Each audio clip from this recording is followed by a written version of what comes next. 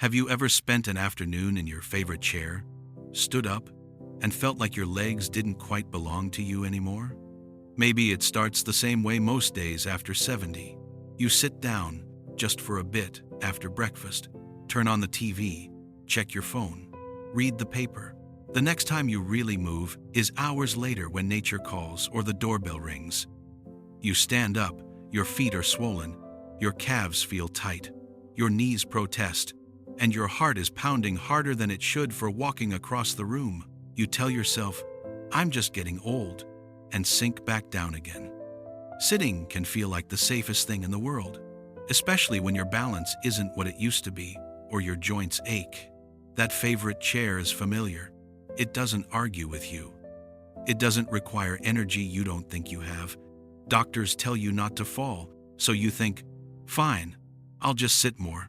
At least I can't hurt myself that way." But here is the quiet truth most people over 70 are never told clearly. The way you sit, how often you sit, and what happens, or doesn't happen, while you sit, can slowly hurt two of the most important parts of your body for staying alive and independent: your heart and your legs. Not all at once, not like a dramatic heart attack or a broken bone, but drip by drip, day after day, year after year. After 70, your circulation is already working harder. Veins in your legs have to push blood uphill back to your heart. Your heart has to fight stiffness in blood vessels that have seen many decades. Your muscles act like pumps that help move blood along, but those pumps only work when you actually use them. Long periods of still sitting mean blood pools more in your legs. Your muscles weaken, your joints stiffen, and your heart has to make up for work your legs are no longer doing. Maybe your body has been sending you little warnings. Your ankles leave deep marks from your socks by evening. You see new veins popping out on your calves. Your legs feel heavy, restless, or crampy at night. You get short of breath faster than you used to. You stand up after a long sit and feel dizzy, or you have to stand there for a moment before your feet wake up. You shrug and say, "That's just what happens when you're old." But a part of you wonders, is the way I'm sitting every day quietly doing this to me? If you are over 70, you may already be asking yourself questions like, is it really that bad that I sit most of the day if I'm careful? Are there certain sitting habits that are worse for my heart and legs than others? Is there anything I can change without turning into a gym person? Those questions are not silly, they are wise. They mean you are starting to notice that doing nothing is not actually neutral at this age. The choice is not between working out like an athlete or never moving at all. The choice is between sitting in ways that slowly damage your heart and legs and sitting in ways that are kinder to them.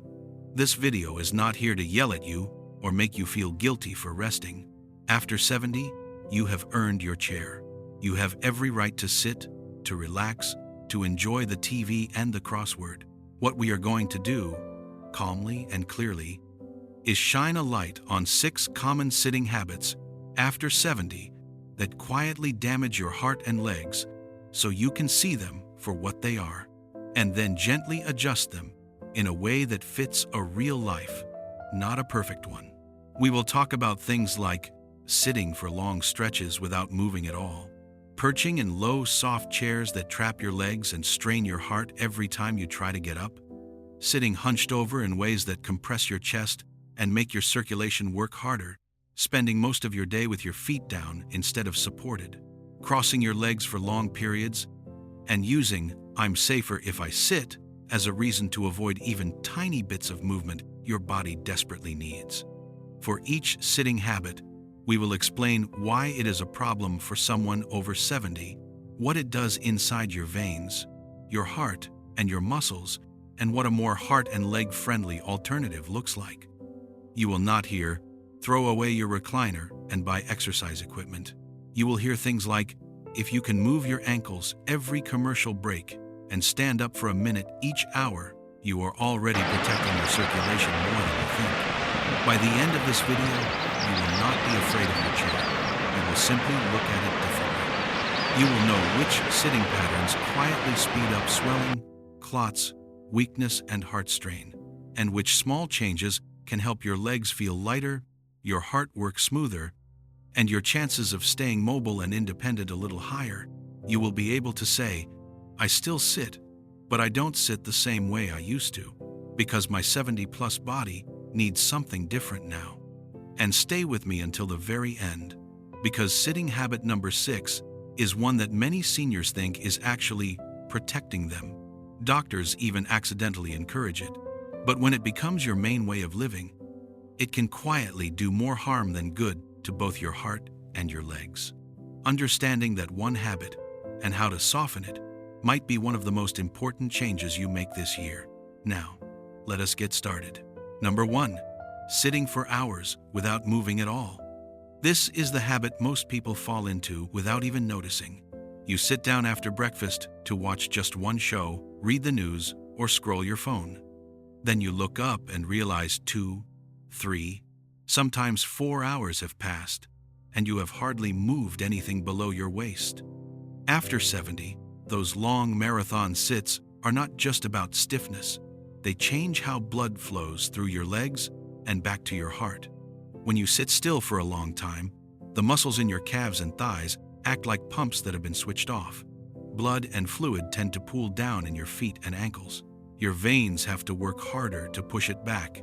Your heart has to pick up the slack.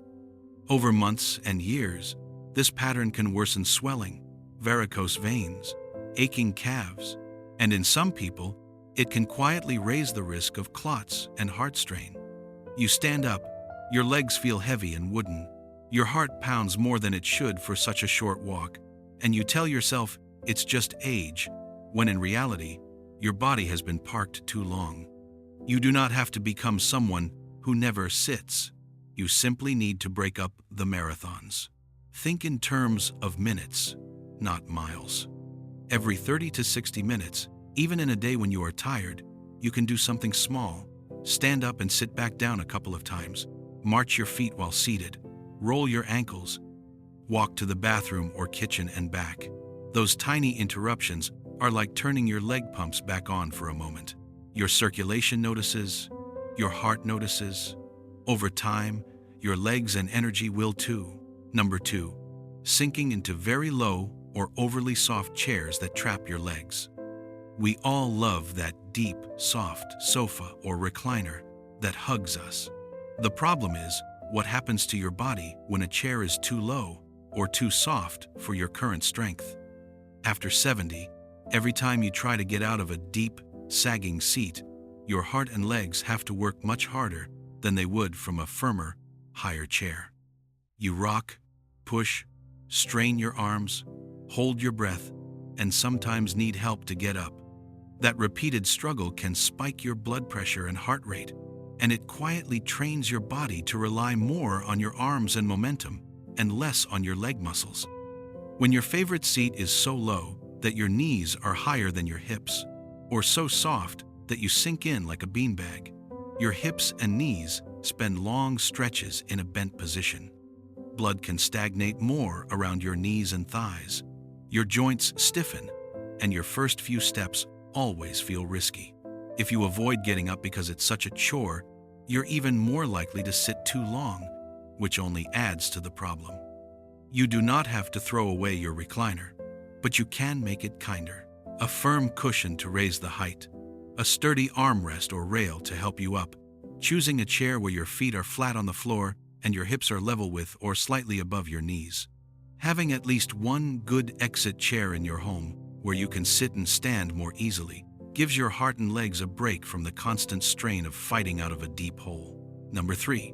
Sitting hunched forward with your chest compressed and your belly folded. Picture how many hours a day you spend leaned forward, looking at a phone, a crossword, a tablet, or your plate. Shoulders rolled in, chest sunk, belly folded, head poked forward. That posture does more than make your back ache. It literally squeezes the space your lungs and heart have to work. Your lungs cannot expand as fully, which means less oxygen. Your heart has to work harder to push blood through vessels that may already be stiff. Your stomach and intestines are cramped, which can make digestion and reflux worse. When your chest is collapsed, you are more likely to breathe shallowly. Shallow breaths over many hours tell your body We are in low power mode. Your energy drops, your thinking can feel foggier, and your muscles get less of the oxygen-rich blood they need. Your upper back and neck get tight, which can contribute to headaches and even dizziness when you finally stand up. You do not need to sit like a soldier, but even a small adjustment helps. Scooting your bottom back against the chair, placing a small cushion behind your lower back, letting your shoulders relax down and back, and lifting your chest just a bit so you can take a deeper breath. Every so often, pause and gently straighten, roll your shoulders, look up instead of down. These small posture resets make it easier for your heart and lungs to do their jobs while you sit.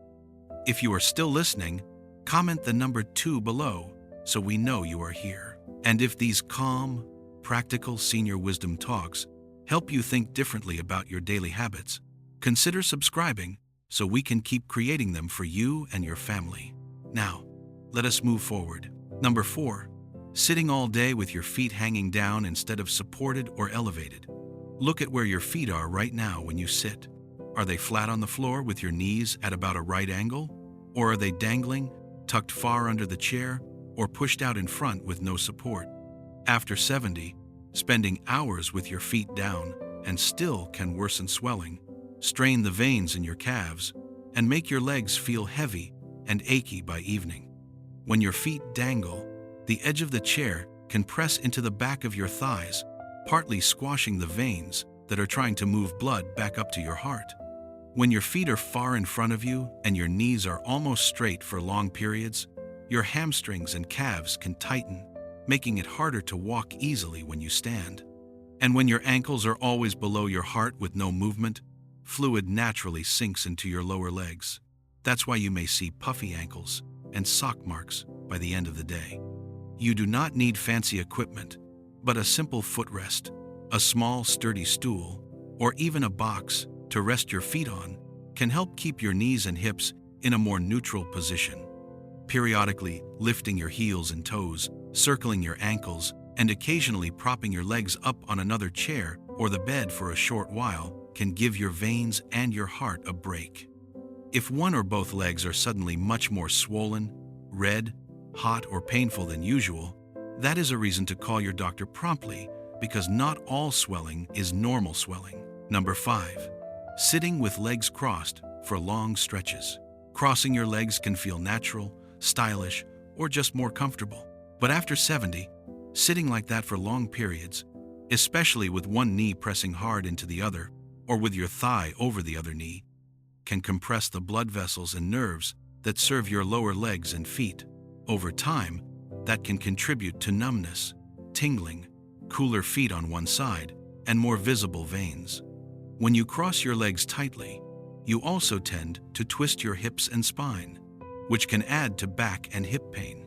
You might not notice much at first, but hours of that posture every day can leave you feeling more unsteady when you stand, because one side of your body has been loaded and the other underused. That uneven strain is not friendly to aging joints. You do not have to sit like a statue with both feet perfectly placed all day. The key is to avoid keeping your legs crossed in one position for long stretches. Uncross, place both feet on the floor or footrest. Move your ankles and knees. Then if you cross again later, switch sides and give each leg a break. Think of crossing as a temporary posture, not your all-day default. Your veins and nerves will thank you. Number 6. Using "I'm safer if I just sit" as a reason to avoid almost all movement. This is the habit that feels protective, but often does the most harm. Maybe a doctor once told you, "Be careful not to fall," or you had one bad fall and it scared you deeply. In response, you started doing less and less. First, you stopped going for walks, then you avoided stairs, then you stopped standing to cook or do light chores. Before you knew it, most of your waking hours were spent sitting or lying down to be safe. End quote. In the very short term, that may reduce your chances of a fall today, but over weeks and months, constantly avoiding movement weakens the very muscles and balance systems that keep you from falling in the first place. Your legs lose strength, your reflexes slow, your endurance shrinks, and your heart and lungs get less practice handling even small efforts. Ironically, the more you sit not to fall, the easier it becomes to fall the next time you have no choice but to move. The answer is not to throw yourself into risky activity. It is to bring movement back in safe, bite-sized pieces, standing up and holding the back of a chair while you march in place, walking the length of the hallway and back once or twice with someone nearby, doing simple leg and ankle exercises from a seated position, asking your doctor or a physical therapist what small, safe movements are right for you, given your health and medications. The goal is not to eliminate sitting. It is to stop using sitting as armor, because that armor slowly costs you the strength, circulation, and heart health you need to live the years you have left. When you look at these 6 sitting habits together, marathon sitting, deep trapping chairs, slumped posture, feet hanging down for hours, long-term leg crossing, and hiding from all movement in the name of safety, you can see how they quietly wear on your heart and legs. The hopeful news is that every one of them can be softened. You are not too old to adjust how you sit. Even very small changes, repeated day after day, can help your circulation, your strength, and your confidence more than you might think. Final thoughts. We have just taken a quiet, honest look at 6 common sitting habits after 70 that quietly damage your heart and legs. Sitting for hours without moving at all. Sinking into deep, low chairs that trap your legs and make every stand-up a struggle. Hunching so your chest and belly are compressed. Spending all day with your feet hanging down. Crossing your legs for long stretches. And using, "I'm safer if I just sit," as a reason to avoid nearly all movement. None of these habits mean you are lazy or doing something wrong. Most of them grew out of perfectly understandable things: pain, fatigue, fear of falling, comfort, old routines, a house arranged around a favorite chair, and a TV. For many years, they may not have caused much trouble. The problem is that after 70, your heart, veins, joints, and muscles simply do not recover from long, still sitting the way they used to. What used to be just relaxing can slowly turn into swelling, weakness, shortness of breath, heavier legs, and a higher risk of falls. If you recognized yourself in these descriptions, maybe the marathon sits in front of the TV, the deep recliner that is so hard to get out of, the slumped posture, the puffy ankles at night, the crossed legs, the whole days spent being careful in one chair. Take a breath. Recognition is not condemnation. It is information. Your body is not scolding you. It is asking for a slightly different kind of care now. You cannot go back and unsit all the hours you have already spent, but you absolutely can change what the next hours, days, and months look like. The hopeful news is that you do not need to become someone else to make a difference. You do not need gym memberships, machines, or long workouts. You only need to treat sitting less like a permanent destination and more like a place you visit between small movements. That can look as simple as this: standing up once or twice every half hour during the day, marching your feet while you watch TV, rolling your ankles every time a commercial comes on, choosing at least one firm, higher chair that you know you can get out of without a battle, and giving your feet support or a brief rest up instead of letting them hang all day. Ask yourself, gently, what is one thing about the way I sit that I am willing to adjust first? Maybe it is deciding that every time you finish a phone call or a segment of a show, you will stand up, take 10 steps, then sit back down. Maybe it is putting a small stool or box under your feet so your knees and hips are in a kinder position. Maybe it is adding a cushion to your favorite chair so you do not sink so low. Maybe it is uncrossing your legs a little more often and giving each one a chance to relax. Maybe it is agreeing with yourself that you will not spend an entire morning or afternoon in the same position without at least one short leg break. If you are someone who has been told, "Be careful not to fall," and you answered that by almost never moving, this may be the hardest part to hear. Sitting all day may feel safe, but over time it can actually make you more fragile, not less. You do not have to throw away caution, but you can trade never move, for move in small, safe ways. That might mean asking your doctor about a physical therapist who can show you simple leg and balance exercises you can do while holding on to a counter or chair. It might mean using a cane or walker so you feel secure enough to take a few extra steps. It might mean having a family member or friend nearby while you practice standing up and sitting down a few times in a row. Safety and movement can go together. They are not enemies. It can help to bring someone you trust into this conversation. You might say, "I've learned that the way I sit all day can quietly hurt my heart and legs. I want to make a few small changes, but I need support."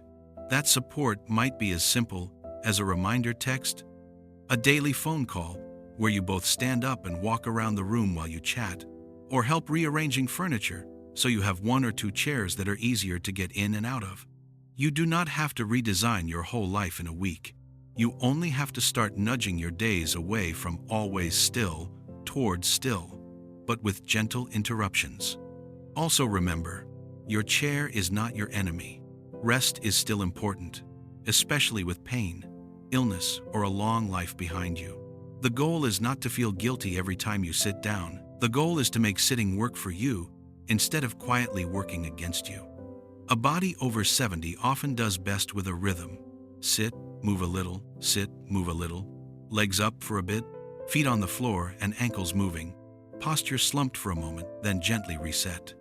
That rhythm asks more of your muscles and veins than a day lost in one position, but it also gives more back, better circulation, less heaviness, a stronger chance that you can keep standing and walking in the years to come.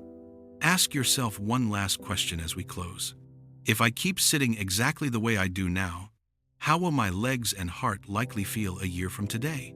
And if I added just one tiny new habit, standing or moving each half hour, using a better chair, supporting my feet, how might that picture change? Let that imagined future you guide what you do with your next hour in the chair. Not fear, not shame, but care for the person you are becoming. In the comments below, if you feel comfortable, share which sitting habit sounded most like you and one small change you are willing to try this week.